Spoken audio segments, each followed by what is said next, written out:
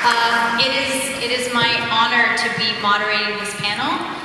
This is in fact my only participation in the program because, I mean, all the sessions are important and wonderful, but this was a long time project that collaboration between Palestine Rights and Visualizing Palestine. And the seed for this panel started in 2015 when I was sitting in an Israeli holding jail cell at the airport, and I was able to sneak in the book that I had with me in my bag, which was Masalha's Palestine 4,000-year history. And I was so grateful for this, and but it's a dense book. It's filled with facts and information, and I thought maybe a lot of people may not be inclined to read something so dense, but it is so important. And I felt the same way about Salman's work in mapping in painstaking detail our villages, our histories, the roads, the topography.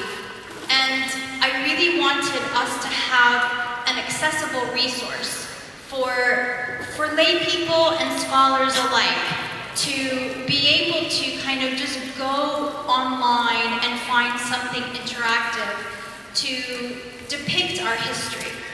And so this became a collaboration over about a year between all four of us, and as well as other folks, Majd and Aline and Jessica at Visualizing Palestine. So I am going to, we're first going to walk through, Nasa is going to walk us through her incredible work. She's the technical brains, the researcher, as well as Majd and Jessica and Aline behind this. So I'm going to just turn it over to her. She'll walk you through it, and then we'll have a discussion. Does that sound good? Yeah. Hi everyone, I'm Naz. I'm an information designer at Visualizing Palestine. And if you're not familiar with our work, we're basically an organization that uses data and research to visually communicate around Palestine, to shift narratives, to resource our movement, and provide tools for education and agitation. And so I just wanted to say a few words about like why this project was important to us as VP. Because a lot of our work focuses on countering Zionist narratives, providing resources for advocacy and education around Zionism and imperial US complicity. But we also recognize how important it is to also produce knowledge and resources that decenter Zionism and to use our knowledge of our past to imagine a future beyond it. So I think that was something that really excited us about this project, because if you look at our website, a lot of the resources that we have are, you know, about apartheid, road systems, and water apartheid, and settler colonialism. And this was a chance to really dive into a topic that we haven't really spent a lot of time developing visual resources for, so it was a really fun, exciting challenge for us. Yeah, so this is the website. It's called A Place of Many Beginnings, 3 Paths into the History of Palestine. And honestly, with Luna and Salman's work, you could spend a lifetime making like resources to break down the depth and breadth of knowledge and information in the bodies of work produced by these 2 scholars. So we really had to narrow it down. So I think whatever you see today is just really scratching the surface and is, I guess, a kind of initial offering to what we hope can be built on in the future.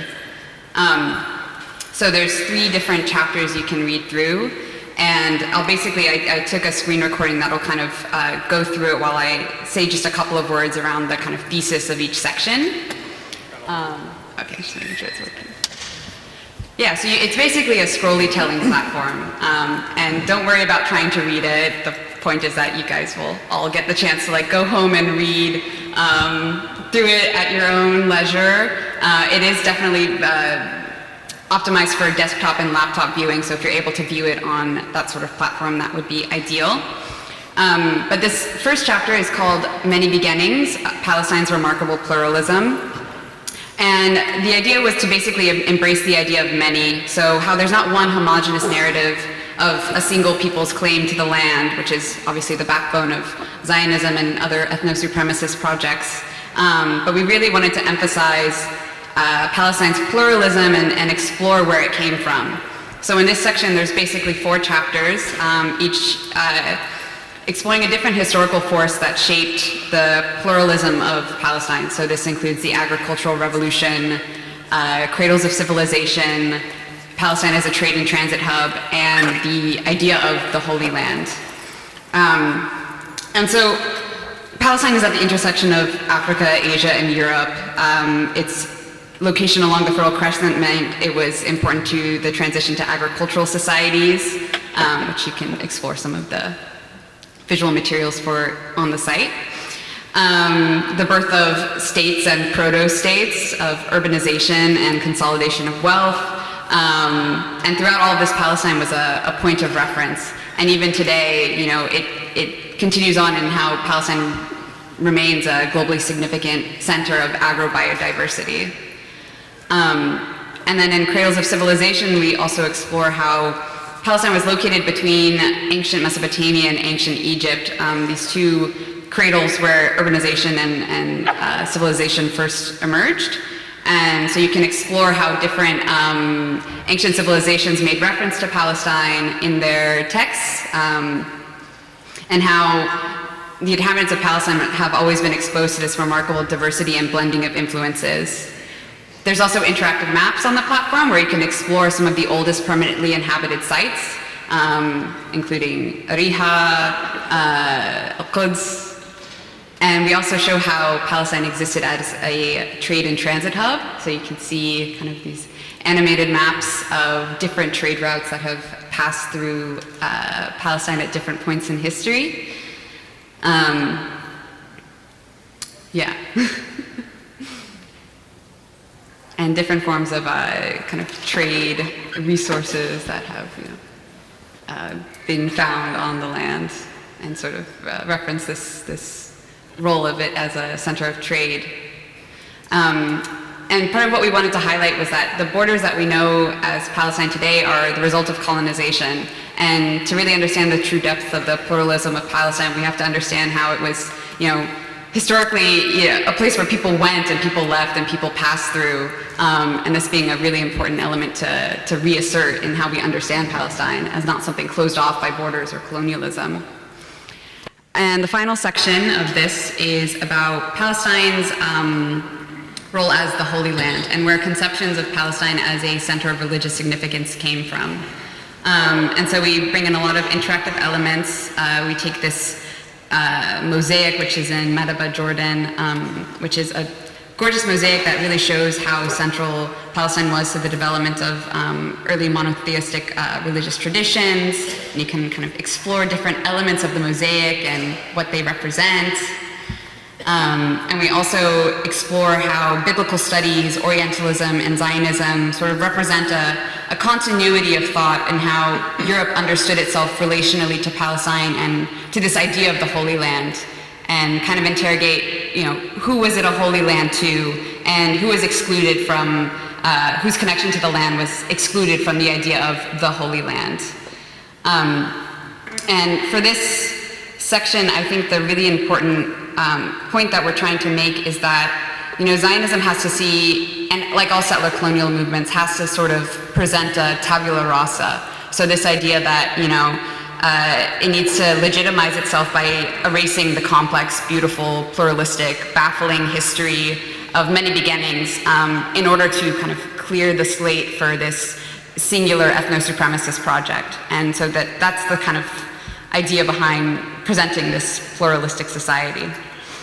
The next section is on material culture, and for this we focused on the long tradition of stonemasonry in Palestine.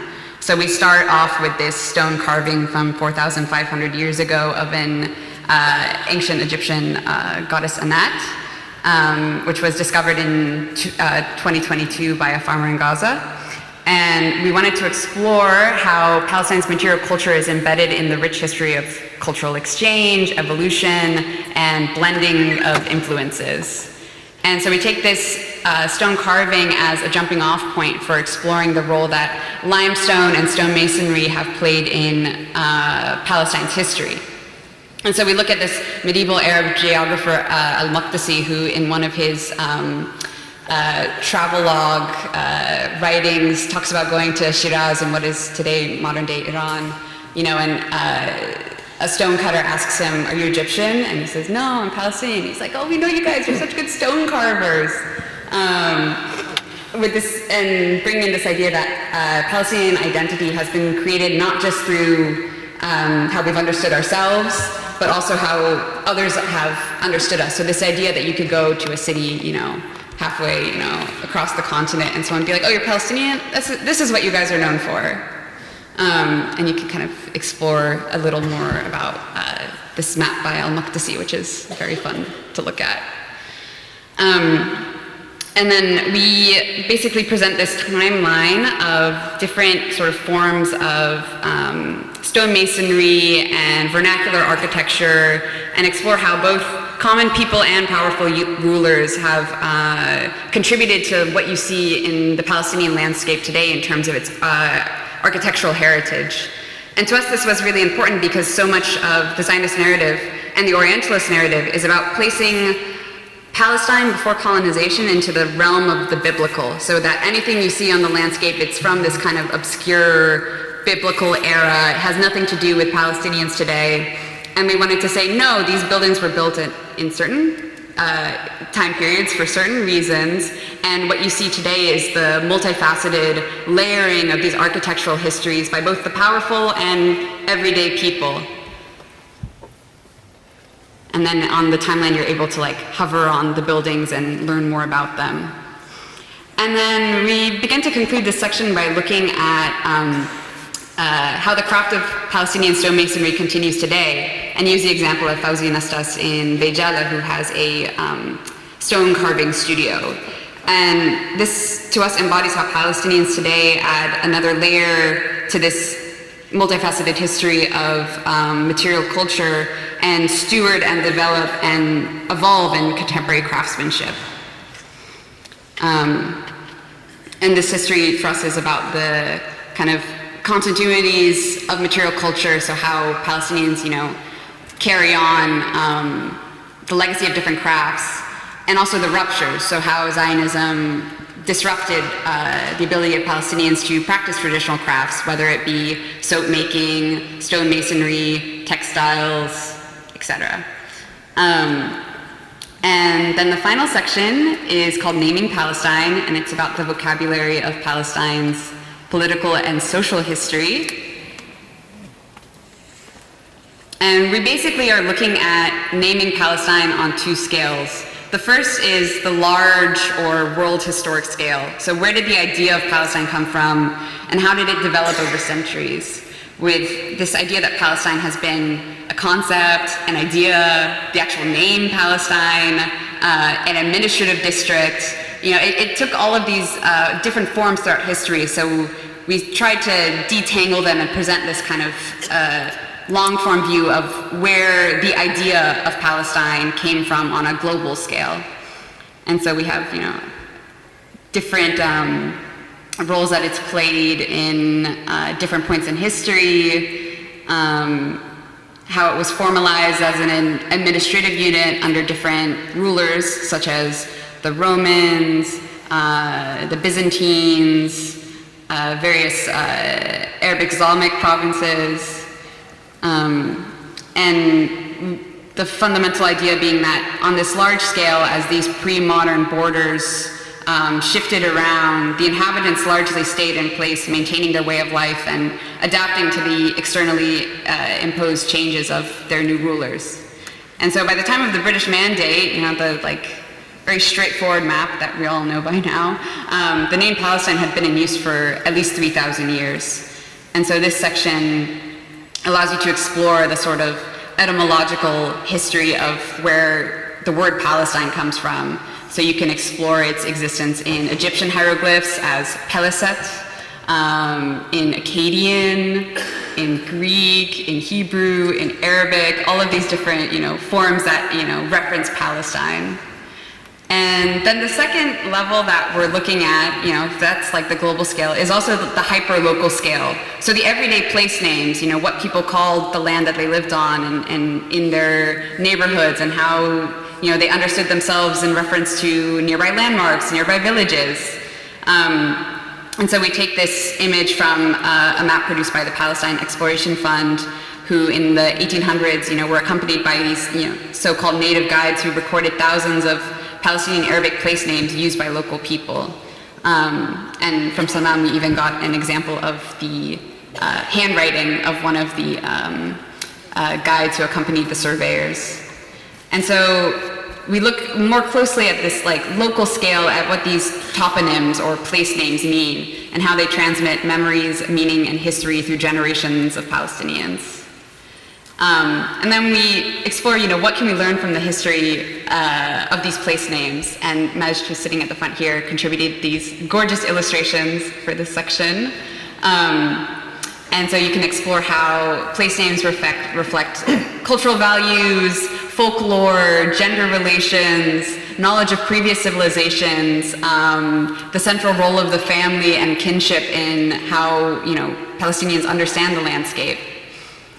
And then we also produced this map, which is basically a map of the Palestinian villages that have been called by names that had survived for 17 centuries, so back to the time of Eusebius in the 300s. And we map out those villages, whose 17th century history was interrupted by the Nakba, when they were destroyed en masse. And we also show the existing place names in the West Bank as well, and in Gaza that, to this day carry the same place names that they did centuries ago. And then the last part of this section explores how Palestinian Arabic place names have been erased as both a result of the Nakba and a deliberate effort to de-Palestinianize the landscape. And so, on the large scale, that looks like erasing the very concept or idea of Palestine. The famous Golda Meir quote, it's not like there were Palestinians living in Palestine, they didn't exist. This idea of Palestine, it's nonsense. But it also was reflected in renaming practice at the hyper-local scale. So the renaming of villages and the replacement of Palestinian village names with Hebrew place names or Hebrew versions of the toponyms. And we take this quote from Israel's Governmental Names Commission that says, "As long as the Arabic names did not appear in maps, they, the Palestinians, cannot take possession in life." So it's important both to assert, of course, the existence, and presence and history of Palestine, but to also understand that, as Edward Said has talked about, Zionism is a policy of detail. So it means, going down to the finest details and the smallest place names and replacing them. And one of the things that we show on this map is it's basically two maps overlaid. They're both basically from the same base map. One was produced in the 40s and one was produced soon after the Nakba in the 50s. And you can see the sort of purple Israeli overprints on the map where they're marking villages that have been destroyed, the names of new settlements that are aiming to be built. And I just wanted to kind of wrap up that section and presenting the project by emphasizing how today Palestinian scholars such as Noor and Salman are preserving and recovering this destroyed, erased, or neglected heritage, and allowing us to write ourselves back into history. And this project represents a kind of humble contribution to hopefully bringing it to you and to more people and getting people interested in exploring this kind of very dense, rich history. Thank you. Bravo, bravo, Nasreen. Bravo. If you can believe it, and just FYI, this is still in progress, so we're hoping that it will continue to expand and enrich in an open source way. I want to start with you, Salman. Some of the things that came out in this research was the borderlessness of Palestine for centuries. And Defining borders of Palestine became a way of isolating Palestine and easing colonialism. So borders and those kinds of border mappings have been a tool of colonization, but you use mapping as a way of decolonizing. Can you talk a little bit more about the work you do with maps and the importance of that and what that means for decolonization, liberation, and return? Nasreen's marvelous work prompted me to say something I have always said. I challenge any European to say that their country, their city are more documented and more engraved in history more than Palestine. There is nothing like that. I mean, we know for sure not only the maps of Mandate, which is recent, the map of the British survey map of Western Palestine, which has been mentioned in 1871 and 77. They have traced 13,000 names in Palestine. Before that, in the 19th century, there has been a flow of spies, surveyors, officers, bishops, religious people descending upon Palestine. And they produce all kinds of maps for their purpose. For example, the German geographer Capert made a map. Van Gorin produced 7 books about Palestine. He visited every village in Palestine. Before that, there are others. Napoleon, for example, came to Palestine in 1801. They have with him a survey officer. He was following the army with his theodolite and to make first scientifically produced map of Palestine. And before that we have records. For example, on the onset of the Ottoman rule in Palestine, 1596, we have a complete record of tax registration of every village. How many people live there, what kind are they married or not, what they grow, how much they owe tax to the government, and so on. Before that, there are various kinds of travelers, but let me go back as far as possible to the time of Jesus Christ. We have in 313 a Palestinian bishop in the name of Eusebius in Caesarea, and he wrote a book showing names of villages in Palestine for the pilgrims to go to Palestine, right? And Nasreen showed one of the maps. One of them you have seen, the red points, and the other one is the yellow or white points. The yellow white points are names from 313 in Eusebius' book called Onomasticon, and they remain still today because they are in the West Bank. The red points are villages which have been in existence since Jesus Christ. Probably he walked through the streets of these villages. Israel destroyed them in 1948. 139 villages destroyed by Israel. If there is something, an honor left in UNESCO, it would have created a great deal of anger and condemnation of that. So we go back to the same basic argument that Palestine is very well documented. Now, I tell you this point. Why is it so well documented? Why do we have to create and dig deep in history in order to make these maps? Why? We don't do that for Egypt, except if you are a specialist in history to do Egyptology. Well, we don't do that. The reason for that, our great concern and eagerness to say that we are Palestinian in Palestine, because people from the ghettos of Europe came on smuggler ships to our country saying that they are the true Palestinians and we are not the true Palestinians. Without the answer to Palestine, without the answer to Israel, there is no need for us to do that.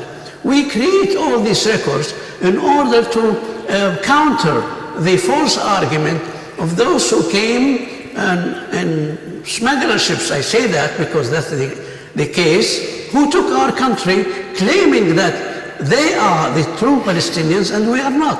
So we are countering this argument. Now, this has also another link to what you just said about the borders. Why do we have problems with Egypt on Taba?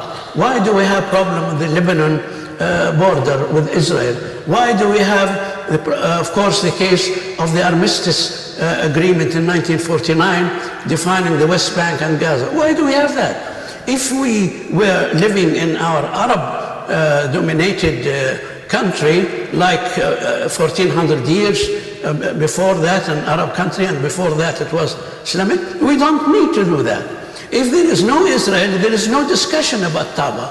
There is no discussion about Lebanon, because if the border moves here and there, it could be from one province to another. If this is Philadelphia, it could be New York or so. This is of immaterial consequence. So we try now to tell the Western world that Israel is the cause of all this, that we are opening a page in history which is blind to them, known to us but blind to them. That is the reason. If there is no Israel, then we know our history without any problem. Therefore, removing Zionism is the answer to all this. Noor, your book was immensely important in my life. I mean, it really reoriented me in profound ways when it comes to our history. There's so many themes in your book, and one of them is the continuity of names, which is depicted well in this project. I'd like you to, in our conversations as well, you pointed out or talked about the distinctions between the name and the concept, province, districts, and Nas touched on that a bit. I wonder if you could sort of expand on that, and also maybe touch on the same question that I posed to Salman regarding borders and mapping. Yeah, I think, I began actually publishing books on the Nakba about 35 years ago, and I kind of started to look at Israeli archives and going through Israeli archives, and the more I wrote about the Nakba and the mandatory period, the more I became less satisfied with the way we write the history of Palestine and the way somehow the modern conflict has dominated our view of Palestine. It's like Palestine, it's kind of mandatory. I think we use the term historic Palestine Tarikhiyya. We think it's mandatory Palestine. In fact, it's modern, it's new, it's recent.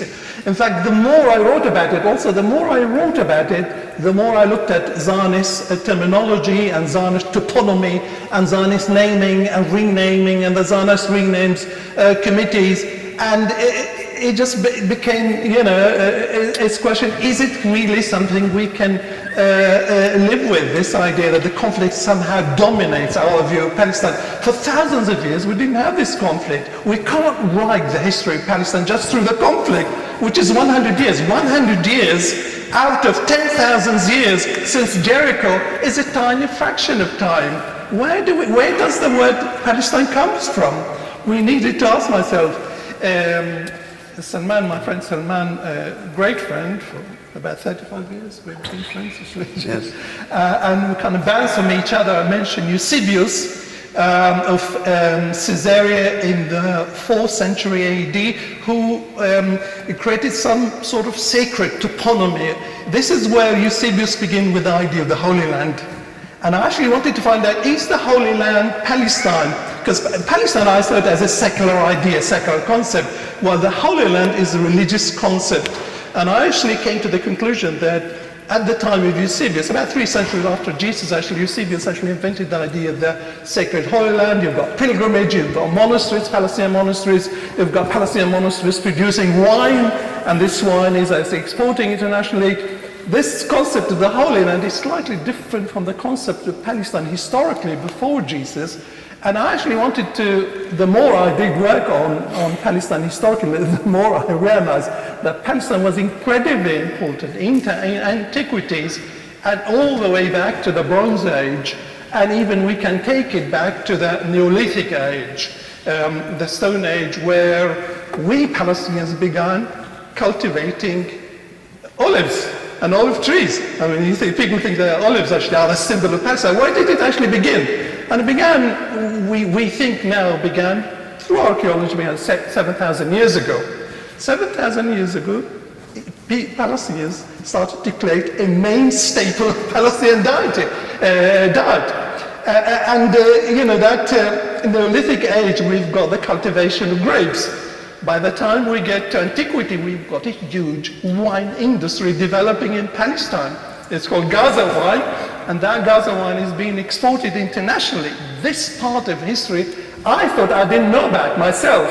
And I thought most Palestinians haven't heard about Gaza wine. Why is it Gaza wine in antiquity, classical antiquity, Roman, Byzantine, becomes a brand exported to Crimea, France, competing with French wine? Where does this material heritage of Palestine comes before Jesus, before Eusebius, before the idea of the Holy Land? Why Palestine historically, as a region, as a country evolve, or where does it do? So the name Palestine initially, we find it in the late Bronze Age, roughly about 3,200 years ago, at the time of the new kingdom of Egypt, Ramses II. You've been to Luxor, you know about Ramses II. The reason why the Egyptians actually come up with the name Palestine, they've got a beef with the Palestinians. You have Palestinian city-states emerging in the Bronze Age and having a conflict with Egypt, which is a superpower at the time. Okay, this is where the idea of Palestine comes from. At the Bronze Age, about 4,000 years ago, we had the beginning of Palestinian cities. I think Nasreen actually touched on this issue. Although Jericho, a town, a village, 10,000 years ago, this was an agricultural country, an agricultural society. 4,000 years ago, we have cities emerging in Palestine. These cities are city-states. This is where the idea of Palestine as a city-state. City-states means actually the city itself, Gaza itself, has got a king. At one point, Gaza starts actually minting currency in antiquity. And these city-states actually start to assert themselves. City-states, early city-state, we have the state of Megiddo, roughly about 3,600 years ago. It's a city which actually controls Marj bin Amr, what we call, controls the historic trade route which runs from all the way from Anatolia and from Armenia through Syria, through Palestine to Egypt. This was their Bronze Age, the copper trade. This is what made Palestine in the Bronze Age. The cities in Palestine emerging during the Bronze Age basically as a trading cities, as a city along the copper route. This is, I think when you have to think about actually that period, the Bronze Age, the Bronze is an alloy of copper and tin, and it's an industry. This is what changes Palestine into what we see as cities, as civilizations in the urban sense. And also this is where the alphabet actually begins. It actually takes us to the Bronze Age again. When we look at Palestine between Mesopotamia on the one hand, Sumeria, Syria, Babylonia, one civilization, and there's the Egyptian civilization, very famous civilization, which has been dug up, and Egyptomania in England, there's the British museums are full of Egyptomania. And to the north we have the Phoenicians, the traders. Palestine at the heart of these civilizations. And this is where the Palestinian city is actually emerging against the background of global trade. The first global trade was the copper trade. And these Palestinian city-states like Megiddo, like Hatzor, and later the coastal stage, Gaza, Ascalon, Ashdod, all these coastal states are city-states with kings, with social differentiations, with ability to enforce, to raise armies. That global trade actually gives Palestine and Palestinians, these Palestinians, is the ability to raise armies and to enforce their local sovereignty. The sovereignty of these city-states, such as Megiddo, is slightly more powerful than the city-state of Ramallah under Mahmoud Abbas.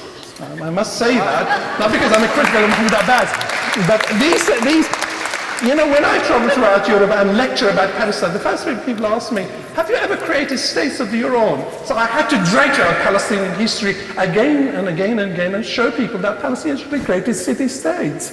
Before these empires which we talk about, Megiddo, Hatzor, even Gaza was a city-state, powerful city-state. And the reason why the Egyptian, the New Kingdom, the superpower of the region at the time, had beef with Palestine because Palestine presented a challenge. There are people in Palestine who are asserting themselves. This is the first time we come across the name Palestine. Late Bronze Age, 3,200 years ago, Ramses II. The next time we come across the names Palestine, which becomes a concept, is under the Assyrians. The Assyrians, again, are expanding their empire. 8th century, 7th century, 6th century, and they're talking about that federation of Palestinian states again. And what the Assyrians do is actually to ban the use of Palestinian navy. This is where you discover that Palestinian states, Palestinian, the Philistines, is a term of abuse in English, Philistines. In fact, these Palestinian states along the coast, like the Phoenicians, created a trading navy. And you discover also they were among the people who were setting up places like Carthage. They were part of that kind of Phoenician cities, Tyre and Sidon, who were going out trading, creating navies, and the Assyrians had a problem. So the Assyrians issued edicts, laws of banning Palestinian navy, merchant navy, and ships also, military ships. This is where you started to see a different kind of Palestine, an important Palestine emerging in the Bronze Age into the Iron Age. Iron Age Palestine begins about 3,000 years ago, and this is where the invention of ancient Israel, the kingdom of David and Solomon, that fiction, Iron Age, is completely nonsensical because it does obscure the history of Palestine. It does silence. There's an excellent book by Keith Whitelam says the invention of ancient Israel, the kingdom of David and Solomon, and the silencing of Palestinian history. So we've got a huge challenge from the Zionists who are dominating the history of Palestine and silencing our history. This is where I started to go backward and the need to write that history, because they're not just the Zionists are not just colonizing modern Palestine, they are retrospectively colonizing ancient Palestine and renaming ancient Palestine. So we have a problem with them across history. And if you look at their museums, although the Zionists propagated the lie, a land without a people, in fact, if you go to their museums, and I've been to all their museums, I can go in and out, at Jerusalem, it's actually packed with Canaanite artifacts. They call them Israelite artifacts. They pack their museums with Palestinian artifacts. They are retrospectively colonizing our ancient history. That's why we can't ignore it. We can't just concentrate on modern Palestine. We have to reclaim that history. We have to reclaim it, not because I want to dredge up the past and this and that, because it's a fundamental to the way, to our identity, our ancestors. Our ancestors, 7,000 years ago, cultivated olives. And we're still eating the same olive. Well, we still have about 5,000 years, we have olive presses. And these olive presses also produce wine also. We have grapes, famous grapes from Al-Khalil. Where this comes from, it's affecting our identity. Again, Palestine becomes important in antiquity, and I mean classical antiquity, about roughly Greece, Rome, about 2,500, because Palestine was at the heart of the spice trade. And I'll finish with the spice trade. That spice trade, frankincense trade, aromatic trade, which runs all the way from India and China, this is the Southern Silk Road. People talk about the Northern Silk Road. When you hear about DC document, there's a Southern Silk Road which runs from what the classical authors, the Greek authors called Arabia Felix, Happy Arabia, Fertile Arabia, which is the Yemen, It runs from India to Happy Arabia, to Petra, the Nabatean Arab kingdom of Petra, classical antiquity, in 2005, through Gaza. Gaza in 400 BC was full of frankincense. And frankincense was incredibly important for all temples across the Mediterranean. So when Alexander the Great invades Gaza in about 330 BC, in fact, the first thing he does, he actually loots the frankincense and sends the frankincense to the Greek temples. And the Greek historians give an awful lot about Palestine and the way Palestine functions as at the heart of global trade systems. I did mention the trade system, which the copper and the bronze and coming north, south, but Palestine and Palestinian kingdoms emerge. The Nabatean Arab kingdom actually dominates the Negev, what we call now, and they create irrigation system in a hot climate in order to drink water. But this is a spice city. Petra is a spice city, and a city which works very closely with South Arabia and with Gaza and with Ascalon, and this spice trade, the frankincense trade, and also aromatic trades. The aromatic trades actually comes across Palestine and create these flourishing cities of Palestine. Have you heard about Memphis? You think it's Elvis Presley? No, we have a Palestinian city in the Negev, a spice city called Memphis. Have you heard about Philadelphia? There's a city next to Palestine along the spice trade. Amman is called Philadelphia. This is classical antiquity. You have spice cities emerging. And Palestine is at the heart of this spice industry. That spice industry brings in wealth, creates major cities, the cities expand. You have traditional industries also emerging in Palestinian cities. Palestine, up there, Bronze Age, it's actually, it's an industrial country by traditional industries, if you like, emerging in Nablus and in other places. It's no longer just an agricultural society.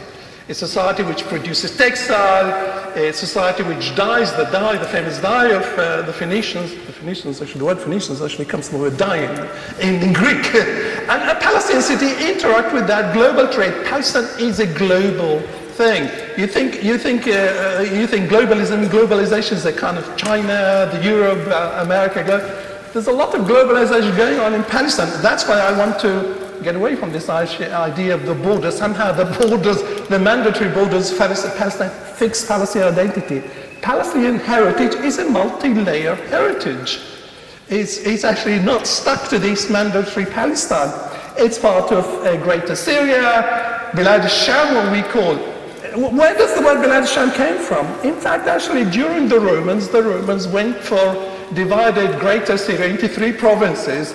They called one province Palestinian Syria, the second province was Palestina Phoenicia, and the third province was Syria Koil, they called it. And this is where we took it. We, the Arabs, took the word Palestine from the Greeks and from the Romans and from the Byzantines. We continue that tradition. Our traditions, our history is multi-layer, multi-dimensional. We, the Arabs, actually took on board all that sort of heritage. We even use the word Palestine, Jund Palestine. The first time the Arabs under Islam conquered Palestine, they call it Jund Palestine. This is exactly what the Byzantines call Palestine. So this is where the concept of Palestine emerges. It's not just a name, it's a country. Herodotus, I'll just finish with Herodotus. Sorry. I want to give time to Salman. Sorry, I'll just say something about Herodotus. 500 BC, Herodotus talks about Palestine as a country. It's not just a piece of land. It's just not real estate. It's a real country. He describes Palestine between Phoenicia and Egypt. This is what the Greek sources tell us. There's a lot for us to learn from multiple sources, by the way. And I think, we have to keep saying this was a country, and its borders change. There's a lot of toying and throwing going on. Thank you, Noor. Well done. So, this is just, first of all, these two amazing human beings are, you feel their passion, right?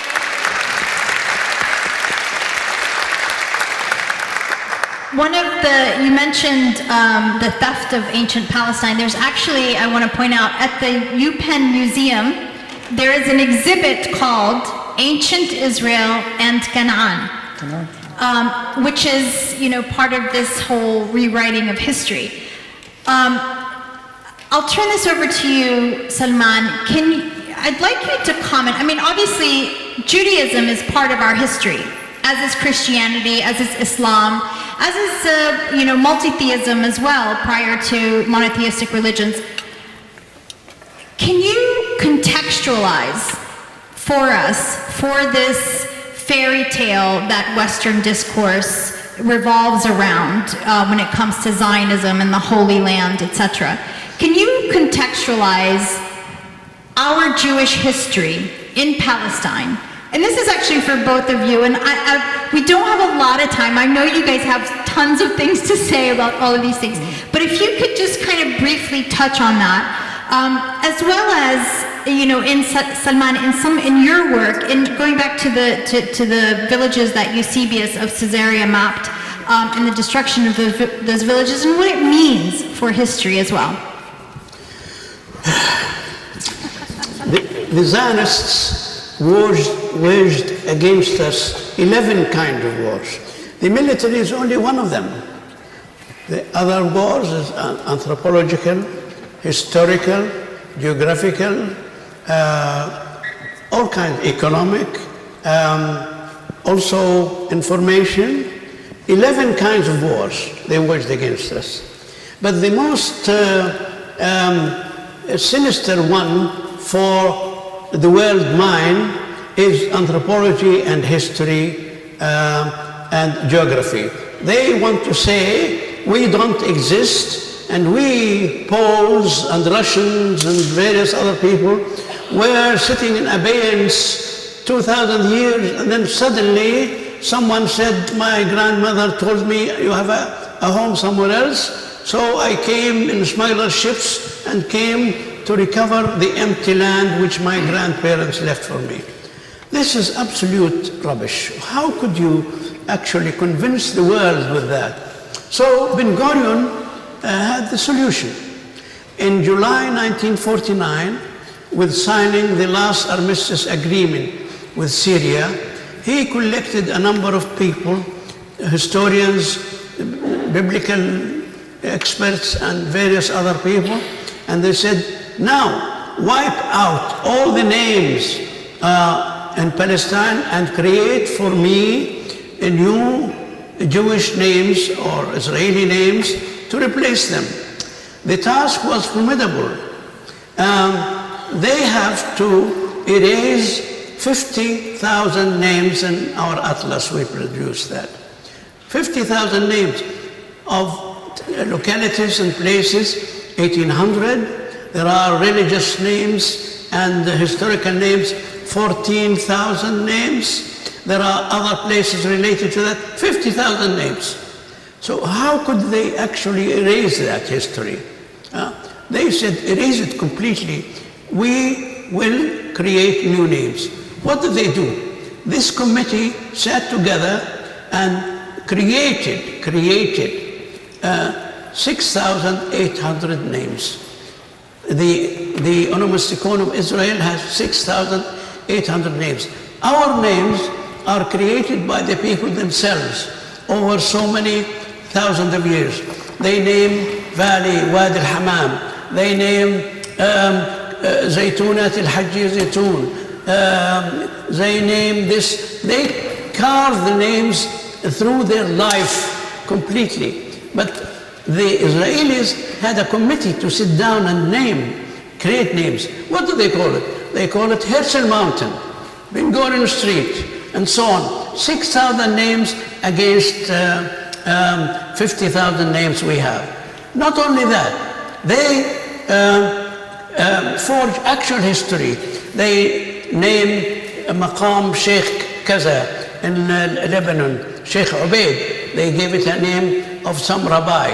I have a personal experience of this. In my home, called Al-Ma'in, we had a Byzantine church. As children, we used to see the stones and play with them. I was surprised to see that they call this synagogue. So I wrote a report to Palestine Expression Fund in London saying this is false. I know, I grew up there, and I know this is a Byzantine church. They replied, the Israelis, look, there is a menorah in it. When it turned out that this menorah was created falsely. My daughter, who's sitting there, we played with the pebbles there when we visited in 1995 and found that the pebbles are actually painted. And it makes sense because 3 kilometers to the east of that Byzantine church, there is another one in Tel el-Far'a. And 4 kilometers to the north, this guy, farmer in Gaza, found when he dug for trees a Byzantine church. There is a string of Byzantine church in all the coastal area of Palestine. How could this single synagogue is planted in the middle? The falsehood of this is unbelievable. And really, the serious people, which my friend Noor alluded to, started to create that. And this, to me, shows the desperation of these people to claim that they are legitimate. And they will not, of course, succeed. I hope not.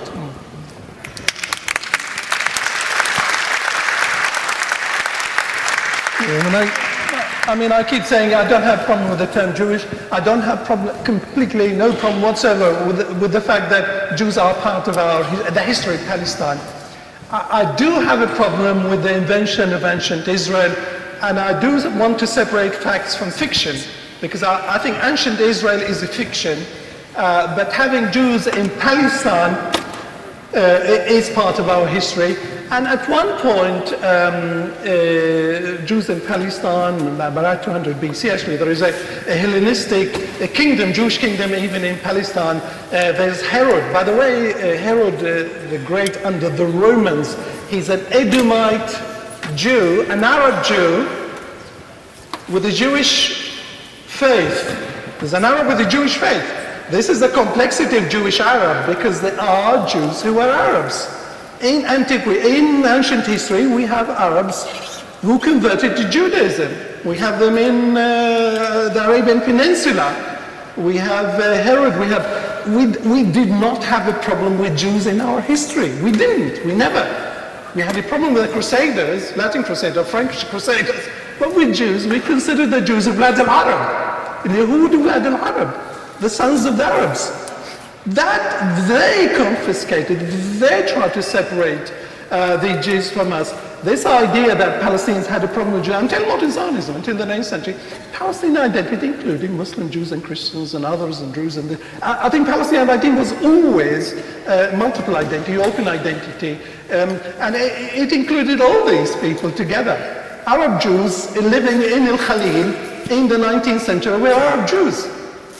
Arab Jews in Tiberias in the 19th century and 18th century called their holy book, the Torah, they call it Al-Mushaf. What's Al-Mushaf? We call the Quran Al-Mushaf. They call their Torah in Tiberias, the Arab Jews, Mushaf. They actually spoke Arabic, and their day-to-day language was Arabic, and Hebrew was a liturgical language. They did not speak Hebrew, just prayed in Hebrew, in the way Europeans actually prayed in Latin for centuries without knowing Latin, in the way Pakistanis pray in Arabic without speaking Arabic. Arabic was their language. The culture was their language. They went to schools called Maktab. They interacted with us, they lived with us, they lived among us. We had no problem with them until modern Zionism. And this is where we need to claim that heritage, and we need to keep saying we have no problem whatsoever with Jews. But I do have a problem with the way this museum in Pennsylvania is centering the history of ancient Palestine around Jews and Judaism. You cannot center it. You can't center the history of Palestine around the biblical story. I know Jesus is the most famous Palestinian on earth, But it's part of our history, it's not the total summation of our history. So I think this idea of centering, it's quite a racist idea, by the way. It's partly Eurocentering, and then you have Judo-centering of our history, and it's that kind of elimination of us. We are eliminated. I think Amel yesterday said how they try to cancel us, remove us constantly in these museums. Museums are part of that retrospective colonization of ancient Palestine. And some academics are part of it, and biblical archaeology played a big part of it. Biblical archaeology, that kind of silencing the indigenous. And the indigenous agency of Palestine included Jews, Christians, and Muslims, and atheists, and also before monotheism, polytheism, when Herodotus, again actually I invoke Herodotus, 500 BC, when he came to Palestine, the country was polytheistic. Polytheistic is not just pagan, asnam.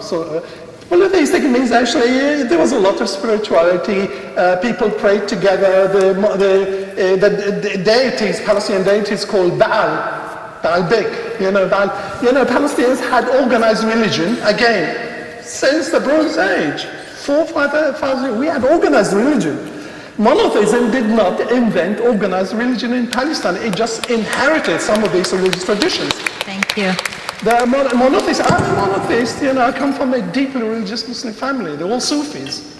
And I have no problem with actually including that pre-monotheistic organized religion as part of our heritage. Again, our heritage has to be inclusive, has to be wider, has to include all these histories. Of course. Yeah. And to be proud of it, we need to celebrate that history and say we're not like them. We're not monoculturalists, we are multiculturalists. This is what Palestine is all about. Most people have countries and institutions who record this history and have lots of funding to do that, and they have museums and state archives, etc. And as a dispossessed, colonized people, we don't have that. And so these two incredible scholars have been at the forefront of really preserving this for us and bringing it to the fore, and we hope this project is a small piece of this effort to decolonize our history. So we're kind of running out of time, but I do want to take a few questions from the audience. So my name is Jenna, and I wanted to know that when Israelis or kids at my school who are Israeli say, oh, it's anti-Semitic that you talk about Palestine, what would you say is a response to that? Okay, the question, sorry. So the question is, from this magnificent young woman, is when Jewish kids or Israeli kids at her school say that she's anti-Semitic for talking about Palestine in the way that she does, what should she say to them? Was that right? Okay. What is her answer as a Palestinian young person? What Palestinians need to say clearly, anti-Semitism has got nothing to do with it. It's a European phenomenon. We shouldn't import it into the Palestine debate, really, completely. I mean, Mahmoud Abbas should not be an expert on Judaism and Jewish history and the Holocaust. This is not history. This is not, the Holocaust is a horrible thing, normative, but we didn't do it. We're not responsible for it. Anti-Semitism is a European phenomenon. It was always European. It wasn't actually an issue. We shouldn't even import it in the debate about Palestine and Palestinians. I think this is something we need to be clear. It's generally a way to silence Palestinian voices. Are there any other questions? Okay, we're going to have just one more because we are out of time. My question is, what made Palestine so special that all three big religions claim it as their holy land? Why do the three religions fight over this specific land? So her question is, what makes Palestine so special that all three religions meet there and all three fight over it? Lovely, perfect question.